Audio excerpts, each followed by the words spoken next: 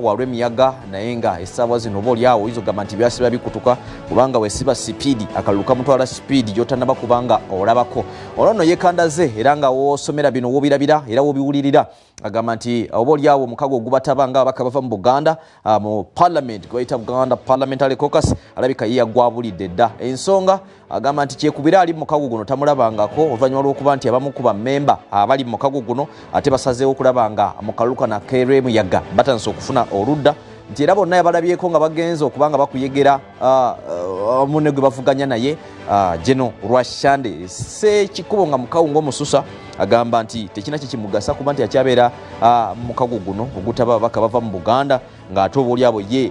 baali nabo bamulima empindi ku mabega bamuliddemu dda olwa Yuda kakati agamba nti kasalewo atobe n'akalulu ke alina n'ababaka abamu byanokoddeyo n'abamu ku bakungu ng'agamba nti kino tekiyinza kubanga kikola bwe kityo tejja kuba mmanya yankoko katufune ku bimu ku bigambo bye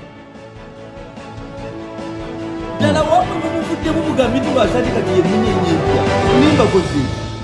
nze nga ndi tanagyeyo omwoyo sirina nasuubiryo nati nange nabeera minisita sirina lwasandika tiyemunyenyepya nimba kozi eki nze nga ndi kisaati nga mbeera eno nga ndi backbencha nga nagyeyo omwoyo sirina nasuubiryo nati nange nabeera minisita sirina naye okubeera nga batuzanyisa ne batuvuma ne batusiimulirako ebisooto nga tuli ekkololo Lwasande nga hono Bukasolo anoonya akalulu yamugwenyako bwati jangu ija kati nga bwomanyi musajja otu yali akyanoonya akalulu ng'akyabuuza banabuuza ija mbwawe ate Kasolo yamuwulira kubanga yakyuka n'amulaba nga muyise embwa niye olwokuba mpozi Kasolo najja n'atagamba nti kyonvumye sooka okimenyewo siri mbwayo kiki omuntu akuvumira embwa ng'olikolwa ate nawe n'ogenda ng'osunda omukiro omugoberere beriaba kiki ddala kiki kiri mu muntu kiki ayiriri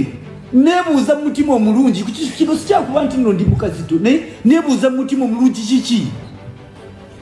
tewaliwo cut off point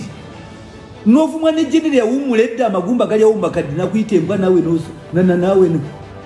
obusungu n'okakana n'ogenda gyayagise kubanga kukubidde entoli lwaki atya emisango gya microfinance gyatidde omanyi batya emisango bigibaayo batya tibabeera basajja atya ffe Kasolo nga tumubeererawo oluvannyuma lw'okubba esente microfinance naye ne tusirika kitugamba owange malagaleka aligwa ku balala malagaleka aligwa ku mulala tetubayeeya honobo sise namujusi muyeeyanga nti agendako ku meero olw'okubba esente ez'abeegasi tetubayeeya bambi tetubayeeya okyokubba amabati tetubayeeyanga bapulida bamubuuza obuyigirize bwe ne insect nemulema okumanya ze simuyeeyanga era siyinza muyeeya nti alemeddwa okumanya insect siyinza muyeeya naye byebyo nno bwe kuba kukuba takyakubisa bbanda mukulu Ssekikubo akubisa luga tekyakoze si kulumba Amerika yokka n'ensi yonna agirumbidde kale ebyo gatubimye amazzi akakiiko k'ebyokulonda